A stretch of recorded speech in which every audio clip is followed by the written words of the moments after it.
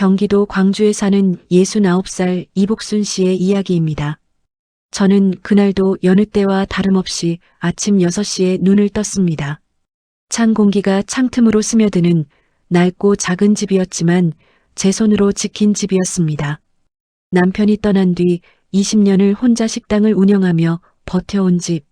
마루 한쪽에 패인 자국도 부엌 창문 틈에 낀 세월의 때도 제게는 훈장 같은 것들이었습니다. 그런데 그날 아침 아들 준혁이가 불쑥 찾아왔습니다. 엄마, 나왔어요. 현관문을 열자마자 며느리 지연이도 함께였습니다. 손에는 과일 한 봉지, 얼굴에는 웃음. 저는 그 웃음이 왜인지 낯설었습니다. 제가 언제부터 과일을 사왔지? 어머니, 요즘 건강은 좀 어떠세요? 혼자 계시니까 저희가 얼마나 걱정이 되는지. 지연이가 부드러운 목소리로 말하며 거실을 쭉 둘러봤습니다. 마치 값을 매기듯 한 눈빛. 저는 그 시선이 어디에 멈추는지 가만히 지켜봤습니다. 준혁이는 차 한 잔을 받아들고 말했습니다. 엄마, 사실 오늘 드릴 말씀이 있어서요. 요양원 있잖아요. 거기 시설이 진짜 좋아졌거든요. 엄마처럼 혼자 계신 분들한테는 오히려 더 좋을 수도 있어요. 요양원. 그 단어가 귓속에서 이상하게 울렸습니다. 저는 웃으며 넘겼습니다. 난 아직 멀쩡해. 아직 70도 안 됐는데 요양원은 무슨. 준혁이도 웃으며 넘겼습니다. 그냥 한번 생각해 보라고요. 그날 저녁 그 애들이 돌아간 뒤 저는 우편함을 열었습니다. 고지서 몇 장 사이에 등기소에서 온 봉투가 끼어 있었습니다. 노란 줄이 쳐진 공식 봉투. 저한테 올 이유가 없는 종류의 것이었습니다. 봉투를 뜯는 손이 떨렸습니다. 부동산 소유권 이전 절차 개시 통보. 낯선 단어들 사이에서 제 이름 석자가 눈에 박혔습니다. 첨부 서류를 펼치자 위임장 사본이 나왔습니다. 제 이름 옆에 제 도장이 찍혀 있었습니다. 제가 찍은 기억이 없는 도장이. 이게 뭔가. 열쇠를 꼭 쥐었습니다.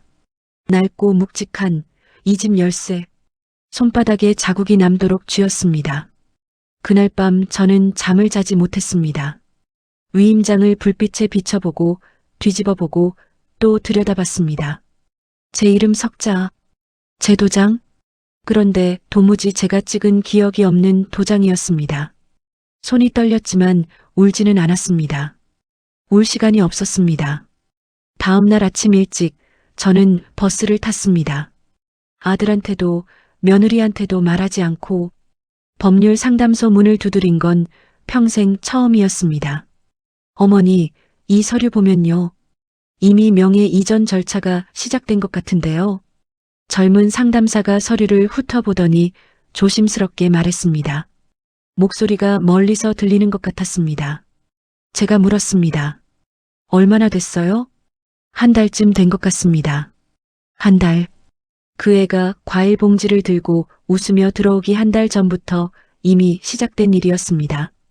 저는 상담소 문을 나서며 숨을 한번 깊이 들이켰습니다. 찬바람이 목구멍을 긁었지만 개의치 않았습니다. 분노는 나중에.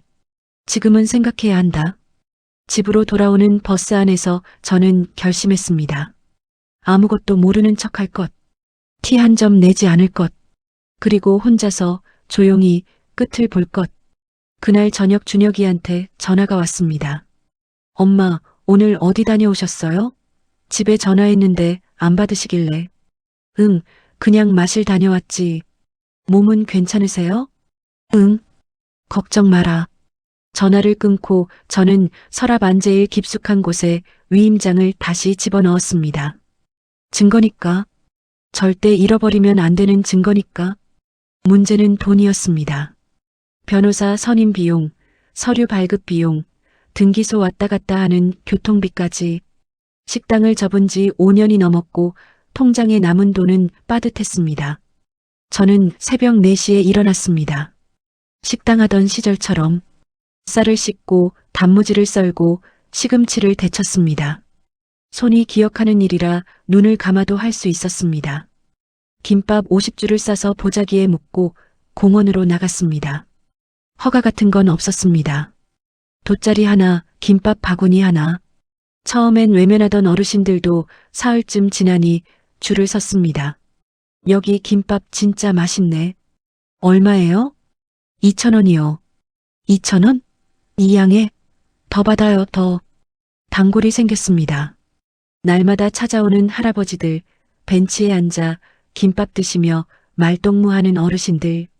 저는 그 옆에 앉아 같이 웃었습니다. 그게 전부였습니다.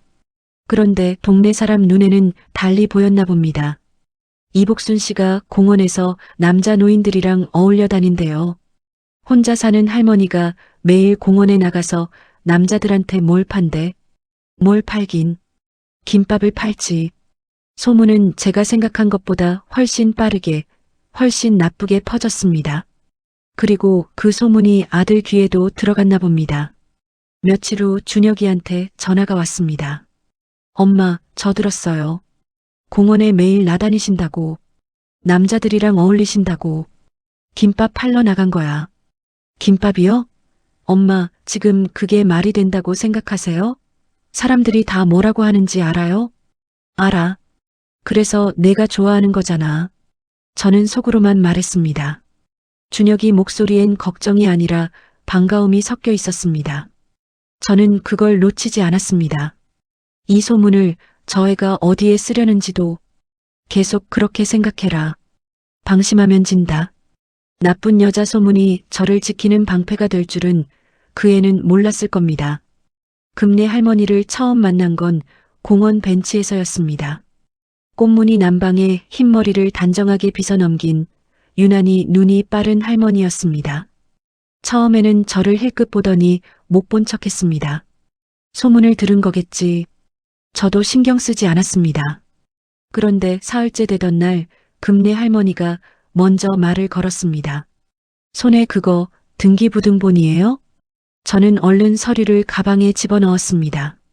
금내 할머니가 손을 저으며 말했습니다. 숨기지 마요. 나 법원 서기 30년 했어요.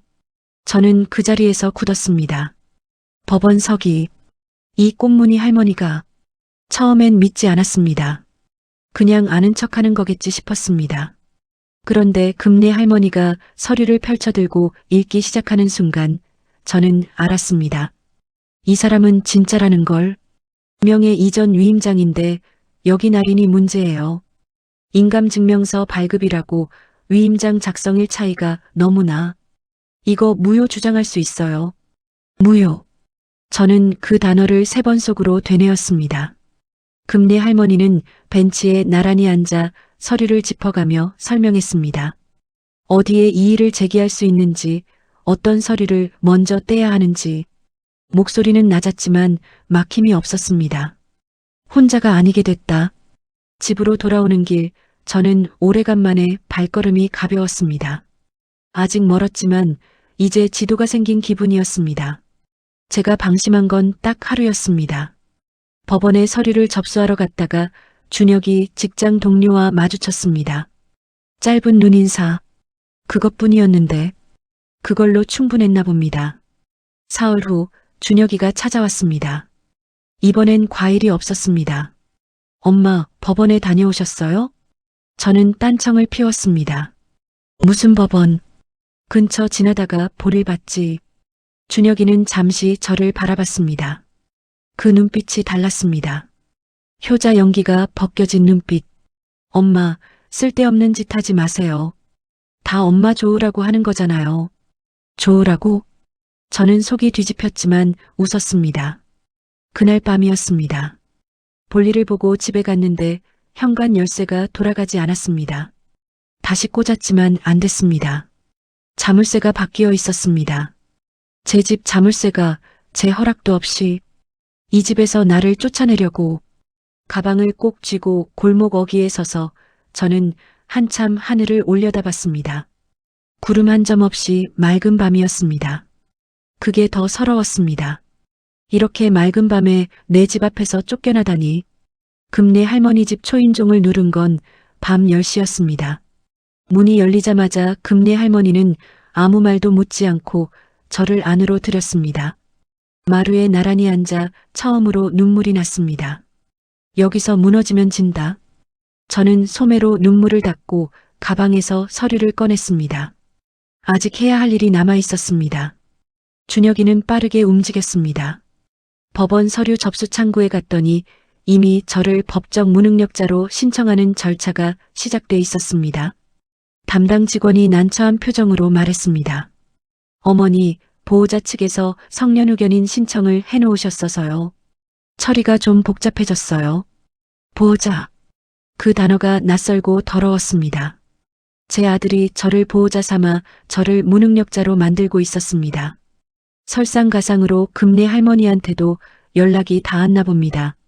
어느 날 금내 할머니가 저를 부르더니 조심스럽게 말했습니다.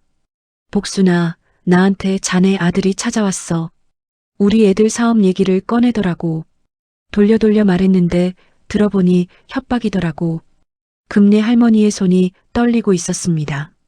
저는 그 손을 잡고 말했습니다. 괜찮다고. 걱정하지 말라고.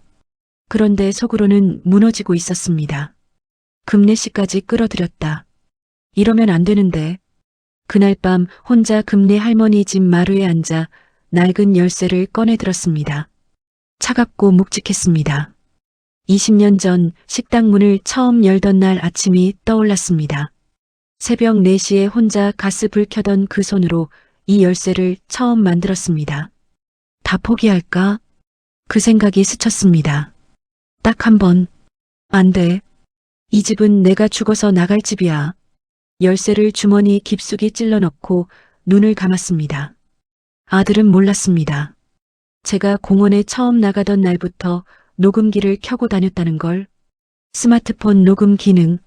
손녀한테 배워둔 게 이렇게 쓸 줄은 저도 몰랐습니다. 준혁이가 찾아와 요양원 얘기를 꺼내던 날도, 자물쇠를 바꾼 다음 날 전화로 따졌을 때도, 엄마가 스스로 사인한 거잖아요 라고 뻔뻔하게 말하던 그 목소리도 다 담겨 있었습니다. 금내 할머니가 준비해준 서류는 꼼꼼했습니다. 위임장 날인 날짜, 불일치 증명서, 인감증명서, 무단 도용 고발장, 그리고 결정적으로 며느리 지연이가 요양병원 원장과 나눈 문자 메시지. 그 문자는 지연이 사촌이 양심에 걸려 저한테 직접 전달해 준 것이었습니다. 가족 중에도 양심이 있는 사람은 있었습니다. 법정날 저는 감색 조끼를 입고 앞줄에 앉았습니다. 준혁이와 지연이는 변호사 옆에 나란히 앉아 저를 흘끗 봤습니다. 여전히 여유 있는 얼굴이었습니다. 아직 모르는구나. 제 변호사가 녹음 파일을 재생하기 시작했습니다. 엄마 집 명의만 넘어오면 돼. 그 다음은 내가 알아서 할게. 요양원 원장이랑 얘기 다 됐어. 진단서는 문제 없어. 법정 안이 조용해졌습니다. 준혁이 얼굴이 하얗게 질렸습니다. 지연이는 고개를 떨궜습니다. 방청석에서 누군가 작게 숨을 들이켰습니다. 판사가 서류를 천천히 넘겼습니다. 피고 이준혁, 한지연에 대해 사문서 위조 및 사기 혐의로 구속영장을 발부합니다. 저는 아무 표정도 짓지 않았습니다. 박수를 칠 수가 없었습니다. 통쾌하기도 했지만 아무리 그래도 제 아들이었으니까요. 제가 새벽마다 도시락을 싸줬던 아이, 대학 합격 통지서를 들고 뛰어왔던 아이, 그 얼굴이 지금 저 얼굴이라는 게 이기고도 가슴 한켠이 서늘했습니다. 법정을 나서는데 금내 할머니가 제 손을 꼭 잡았습니다. 아무 말 없이 그걸로 충분했습니다. 집 자물쇠를 원래 것으로 바꿨습니다. 열쇠를 꽂고 돌리는 순간 딸깍, 그 소리가 그렇게 크게 들릴 수가 없었습니다. 문을 열고 들어서니 낡은 마루, 부엌 창틈의 때 패인 자국들이 전부 그대로였습니다.